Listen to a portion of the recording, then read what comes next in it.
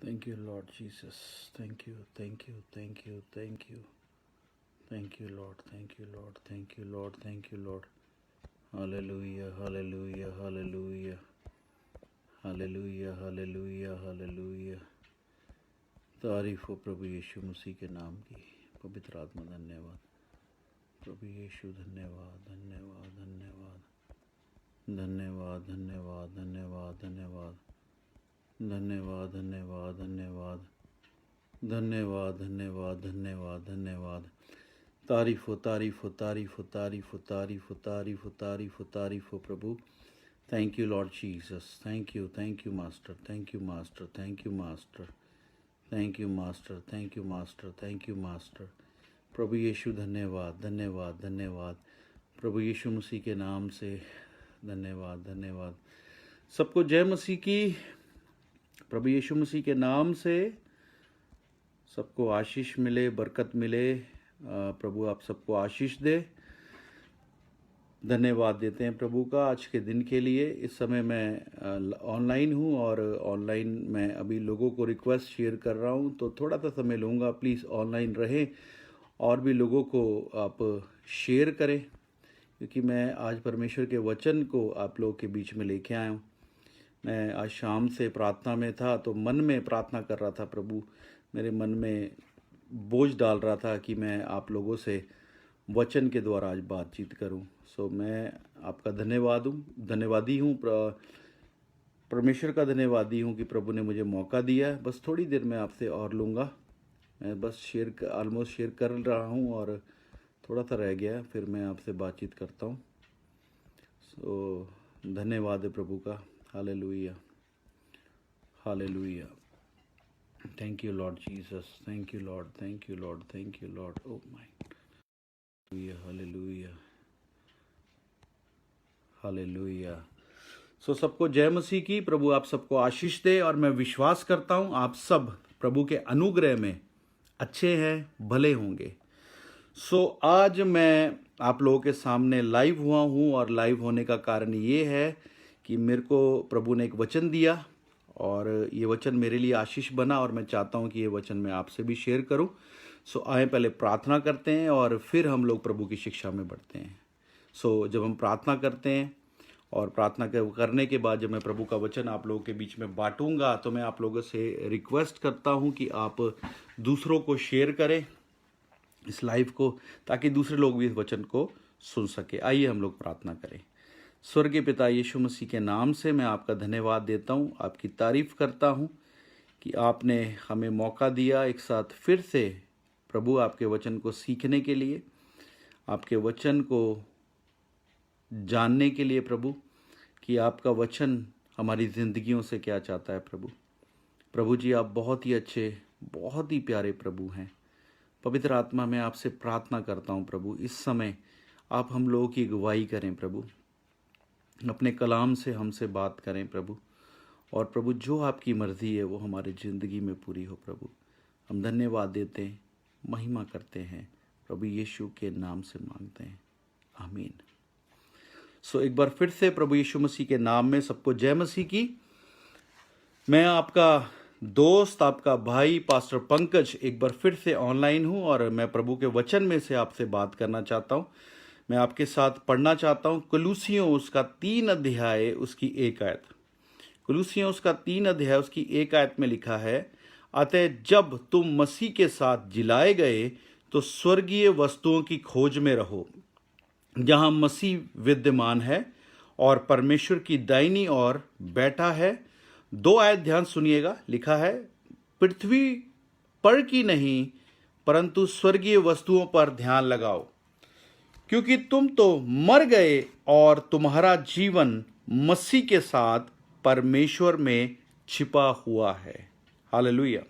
सो यहाँ खुदा का कलाम हमें कहता है, कुलुसियों में हम लोग देखते हैं पौलुस रसूल जो है कुलुसियों की कलीसिया को ये पत्री लिख रहा है, और ये पत्री सच में आज हम लोगों के लिए भी है, क्योंकि इस पत्री में वो बात कहता है कि तुम लोग मसीह के साथ क्या हो, जिलाए गए हो। देखिए जब हम लोग कुलुसियों 2 अध्याय उसकी 12 आयत पढ़ते हैं तो लिखा है, और उसी के साथ बपतिस्मे में गाड़े गए। पौलुस कहता है कि हम मसीह के साथ बपतिस्मे में गाड़े गए हैं। तो जब हम लोगों ने बपतिस्मा लिया तो हम मसीह के साथ गाड़े गए। कलाम बताता है मसीह में जब हम लोग बपतिस्मा लेते हैं तो हम उसके साथ मारे जाते हैं, गाड़े जाते हैं। और कहता है जब तुम मारे गए हो, देखिए मैं पढ़ता हूं, 12 आयत पढ़ रहा हूं, कुलुस्सियों 2:12 कहता है, और उसी के साथ बपतिस्मे में गाड़े गए और उसी में परमेश्वर की सामर्थ पे विश्वास करके जिसने उसको मरों में से जिलाया उसके साथ जी भी उठे हो। तो जिन भाई बहनों ने मसीह यीशु में बपतिस्मा लिया, यीशु मसीह में जब बपतिस्मा लिया तो वो क्या हुए? मसीह के साथ गाड़े गए, मारे गए और गाड़े गए हैं। और मारे और गाड़े गए उसके बाद उसके साथ जी भी उठे हैं। जैसे कि लिखा है 3 आयत में लिखा है, अतः जब तुम मसीह के साथ जिलाए गए हो तो स्वर्गीय वस्तुओं की खोज में रहो। तो मैं आज आपको परमेश्वर के वचन से बात करना चाहता हूं, ये बात कहकर कि जब हमने मसीह यीशु में बपतिस्मा लिया तो हम मारे गए। और जब एक इंसान मारा जाता है तो उसके लिए दुनियावी जरूरतें, दुनियावी चीजों के लिए कोई भी अहमियत नहीं रहती। जब एक आदमी मारा जाता है दुनियावी चीजों के लिए उसके लिए कोई अहमियत नहीं रहती। और मसीह का वचन कहता है जब तुम मसीह में मारे गए हो, बपतिस्मा लेके मारे गए हो, गाड़े गए हो और मसीह में जी उठे हो, तो बोलता है स्वर्गीय वस्तुओं की खोज में रहो जहां मसीह विद्यमान है और परमेश्वर की दाहिनी ओर बैठा है। और लिखा है पृथ्वी पर की नहीं परंतु स्वर्गीय वस्तुओं पर ध्यान लगाओ। देखिए, और कहता है क्योंकि तुम तो मर गए थे और तुम्हारा जीवन मसीह के साथ परमेश्वर में छिपा हुआ। आज खुदा का कलाम हमें कहता है कि हमें स्वर्गीय वस्तुओं की ओर ध्यान लगाना है। वो कहता है हमें जमीन की वस्तुओं की ओर ध्यान नहीं लगाना। देखिए, मैं इस बात को क्लियर करना चाहता हूं, मैं आपके साथ देखना चाहता हूं मत्ती की अंजील उसका 6 अध्याय उसकी 31 आयत पढ़ूंगा मैं आपके साथ। यहां लिखा, इसलिए तुम चिंता करके ये मत कहना कि हम क्या खाएंगे, क्या पिएंगे और क्या पहनेंगे। देखिए, खुदा का कलाम यहां कहता है इस बात की चिंता करने की जरूरत नहीं है कि आप क्या खाएंगे, क्या पिएंगे, क्या पहनेंगे। इसका मतलब है ये बेसिक नीड है, रोटी कपड़ा मकान। खुदा का कलाम कहता है तुम्हें चिंता करने की जरूरत नहीं है कि तुम क्या खाओगे, क्या पियोगे, क्या पहनोगे। रोटी कपड़ा मकान की चिंता करने की जरूरत नहीं है। अगर हम इसको थोड़ा सा ऐड कर लें तो इस बात की चिंता करने की जरूरत नहीं है कि आप विदेश जाएंगे, आपके बेटे की शादी होगी या नहीं होगी, कब होगी, और आपको सरकारी नौकरी मिलेगी या नहीं मिलेगी। इस बात की चिंता करने की आपको जरूरत नहीं है। खुदा का कलाम हमें यह बात कहता है और कहता है क्योंकि अन्य जाति इन सब वस्तुओं की खोज में रहते हैं। अगर हम लोग इन बातों की चिंता करते हैं तो हम लोग क्या है? अभी भी वचन कहता है हम अभी भी अन्य जाति हैं। जैसे अन्य जाति इन बातों की खोज में, पहले जब हम लोग प्रभु को नहीं जानते थे, बहुत से भाई बहन पहले अन्य जाति थे, दूसरे विश्वास में थे, तो वो कहां जाते थे? है ना, बाबाओं के पास जाते थे, है ना, और दूसरे लोगों के पास जाते थे। मैं आपको अब जानते, मैं आपसे क्लियरली, आप समझ रहे मैं क्या कहना चाहता हूं। जब आप प्रभु को नहीं मानते थे पहले कहां जाते थे? कोई हमें बताता था भाई फलानी जगह चलो, वहां पे जाकर आप पूछेंगे तो आपको पता लग जाएगा। तो वहां जाकर क्या पूछते थे?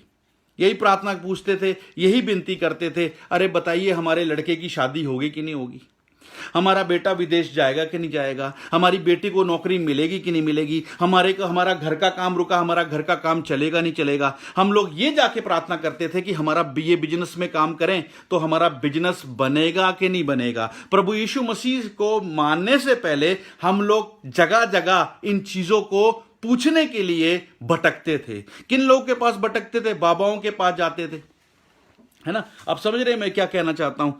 अगर आप समझ रहे हैं तो आप टाइप कर सकते हैं, कमेंट लिख सकते हैं, तो मुझे पता लगेगा कि आप मेरी बात को समझ रहे हैं। तो प्रभु यीशु मसीह को जानने से पहले हम लोग क्या करते थे? जगह जगह जानने की कोशिश करते थे, अपने भविष्य को, अपने फ्यूचर को जानने की कोशिश करते थे। और जब प्रभु यीशु मसीह में आए तो आज भी हम लोग वही काम करते हैं। पहले बाबाओं के पास जाते थे, आज पास्टरों के पास जाते हैं। और पास्टरों के पास जाकर हम लोग क्या करते हैं? आज हम पास्टरों के पास जाकर उनसे बोलते हैं कि पास्टर जी मेरे लिए प्रार्थना करो और देखो जरा क्या मैं विदेश जाऊंगा, क्या मेरा वीजा लगेगा? पास्टर जी जरा मेरे लड़के उत्ते नजर पाओ कि एदी शादी होएगी। क्या मेरे उत्ते निगाह पाओ कि मेरे को चंगी नौकरी, चंगा मेरा बिजनेस चंगा चलेगा। तो इस तरीके से हम लोग पहले भी बाबाओं के पास जाते थे, आज पास्टरों के पास जाते हैं। किन चीजों के लिए? ये स्वर्गीय चीजें हैं या ये जमीनी चीजें हैं? देखिए कलाम क्या कहता है, बोलता है तुम जो मसीह में जिन लोगों ने बपतिस्मा पाया है तुम मसीह के साथ गाड़े गए हो। और 3 अध्याय कुलुसियों 3:1 क्या कहती है, जब तुम मसीह के साथ जिलाए गए हो तो स्वर्गीय वस्तुओं की खोज में रहो। अगर आपने मसीह में बपतिस्मा लिया है, अगर आपने मसीह यीशु को अपना प्रभु ग्रहण किया है, तो आपको दुनियावी चीजों की तरफ देखने की जरूरत नहीं है। कलाम क्या कहता है, स्वर्गीय वस्तुओं की ओर ध्यान करो। क्योंकि 2 आयत कहता है पृथ्वी पर की नहीं परंतु स्वर्गीय वस्तुओं की ओर ध्यान लगाओ। सो मैं आज आपसे पूछना चाहता हूं, आप मसीह भाई बहन हैं, आपने मसीह यीशु में बपतिस्मा लिया है, आप मसीह यीशु में मारे भी गए हैं और गाड़े भी गए हैं, और मसीह यीशु में जब जी उठे हैं, तो आज आपका ध्यान कहां है?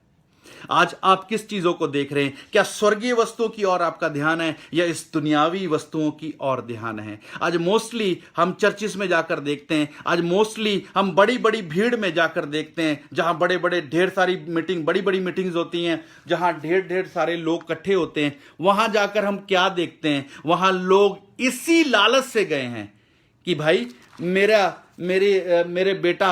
बेटा विदेश चला जाए, या मेरी बेटी की शादी हो जाए, या मेरे बिजनेस के ऊपर ब्लेसिंग आ जाए, मेरी दुकान के ऊपर बरकत आ जाए। वो इसी चीज को पाने के लिए, इन्हीं चीजों को पाने के लिए वो कहां गए? बड़ी बड़ी मीटिंगों में जाते हैं, पास्टरों के पास जाते हैं। तो पहले प्रभु में नहीं थे तो पहले बाबाओं के पास जाते थे, लेकिन आज जब प्रभु में आ गए हैं तो आज पास्टरों के पास जाते हैं, जो कि कलाम के खिलाफ है। तो कलाम क्या कहता है? मत्ती 6 अध्याय उसकी 31 आयत कहती, इस बात की चिंता मत करो कि तुम क्या खाओगे, क्या पियोगे, क्या पहनोगे। उसके बाद वो कहता है क्योंकि अन्य जाति इन चीजों की खोज में रहते हैं। अगर आज भी हम लोग इन चीजों के लिए प्रार्थनाएं करवाते हैं, देखिए पास्टर के पास जाके प्रार्थना करते, पास्टर जी प्रार्थना कर दो प्रभु हमें घर दे दे, पास्टर जी प्रार्थना कर दो मेरा बेटा विदेश चला जाए, तो वचन कहता है तुम अभी भी अन्य जाति हो। क्योंकि वचन कहता है तुम्हें इन चीजों की चिंता करने की जरूरत नहीं है। बाइबल में कहीं नहीं लिखा कि इन चीजों के लिए प्रार्थना करो। बाइबल को आप ध्यान से पढ़ें तो आप देखेंगे यीशु मसीह के पास कोई नहीं आया, या चेलों के पास कोई नहीं आया जिसने कहा मेरी बेटी के लिए प्रार्थना कर दो, मेरी बेटी की शादी नहीं हो रही, मेरे लड़के के लिए प्रार्थना कर दो, उसने विदेश जाना है, या हमारे बिजनेस के लिए आप प्रार्थना कर दीजिए। किसी ने कोई ऐसी प्रार्थना नहीं की। हमें अपने प्रार्थना के स्टाइल को बदलना होगा। कलाम क्या कह रहा है? कलाम कहता है इस बात की चिंता मत करो तुम क्या खाओगे, क्या पियोगे, क्या पहनोगे।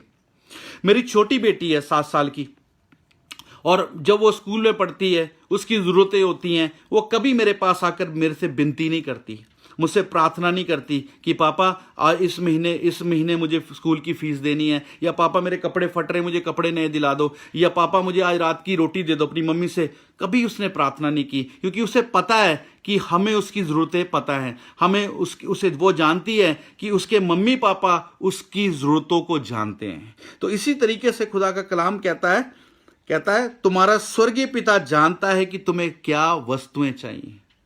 जब मेरी बेटी को पता है कि उसके मम्मी पापा को पता है कि उसको क्या चाहिए, तो उसके लिए वो कभी भी हमसे विनती नहीं करती। तो इसी तरीके से आपको भी चिंता करने की जरूरत नहीं है कि आप क्या खाएंगे, क्या पिएंगे या पहनेंगे, या आपके बच्चे की शादी होगी कब होगी, या आपका बेटा विदेश जाएगा कि नहीं जाएगा, या आपका बिजनेस सेटल होगा कि नहीं होगा। इस चीज के लिए आपको चिंता करने की जरूरत नहीं है, और ना ही प्रार्थना करने की जरूरत है। वचन में साफ लिखा है इस बात की चिंता मत करें। इस बात की अगर लिए हम चिंता करते हैं, अगर हम लोग पास्टरों के पास जाते, इधर जाते उधर जाते, तो अभी भी हम लोग क्या हैं? अन्य जाति हैं, हम परमेश्वर के वचन में नहीं हैं। क्योंकि खुदा का कलाम कहता है तुम्हारा स्वर्गीय पिता जानता है कि तुम्हें क्या चाहिए। देखिए 33 आयत क्या कहती, कहता इसलिए पहले तुम परमेश्वर के राज्य और उसके धर्म की खोज करो। खुदा का कलाम साफ कहता है अगर ये सब कुछ चाहिए, स्वर्गीय पिता जानता है ये आपको सब कुछ चाहिए, तो आपको क्या करना पड़ेगा? पहले तुम परमेश्वर के राज्य और उसके धर्म की खोज करो।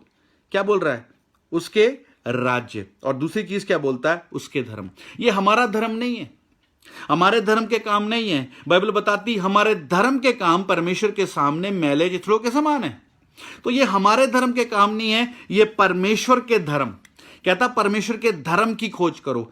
परमेश्वर का धर्म क्या है? धर्म का मतलब क्या है? धर्म का मतलब है अच्छे काम, परमेश्वर के अच्छे काम, वो अच्छे काम जो यीशु मसीह करके गया और कह के गया। तो वो कहता है पहले उसके धर्म की खोज करो। उसके धर्म की खोज का मतलब है वो काम जो वो कह के गया और करके गया, हमें वो काम करना है। अगर हम वो काम करेंगे और उसके अनुसार जिंदगी जिएंगे तो हम उसके धर्म की खोज करेंगे। और दूसरी बात बोलता है उसके राज्य की खोज करना, परमेश्वर के राज्य की खोज करना। एक राजा का राज्य क्या है? एक राजा का राज्य उसके लोग होते हैं, उसकी प्रजा होती है। तो वो कह रहा है कि उसके राज्य की खोज करो।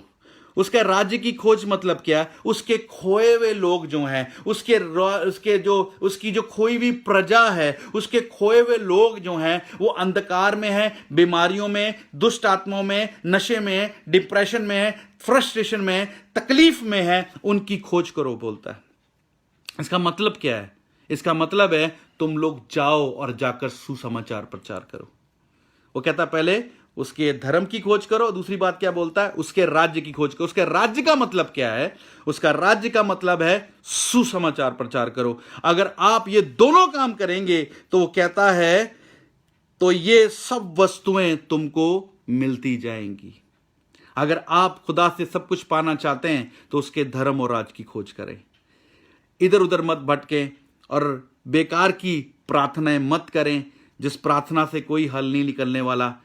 प्रभु कहता है इस बात की चिंता मत करें, क्या खाएंगे, क्या पिएंगे, क्या पहनेंगे। और अगर आप इन बातों की चिंता करते तभी तो पास्टर जी के पास जाके प्रार्थना कराते हैं। अब चिंता है तभी प्रार्थना है। अगर प्रार्थना कराते हैं तो वो साफ कलाम कहता है क्योंकि अन्य जाति इन वस्तुओं की खोज में रहते हैं। अगर आज आप इन चीजों के लिए प्रार्थना कराते हैं तो आज अभी भी आप लोग क्या हैं? अन्य जाति हैं। मैं आपको उत्साहित करना चाहता हूं ये बात कहकर कि आज आपका स्वर्गीय पिता जानता है आपको क्या चाहिए।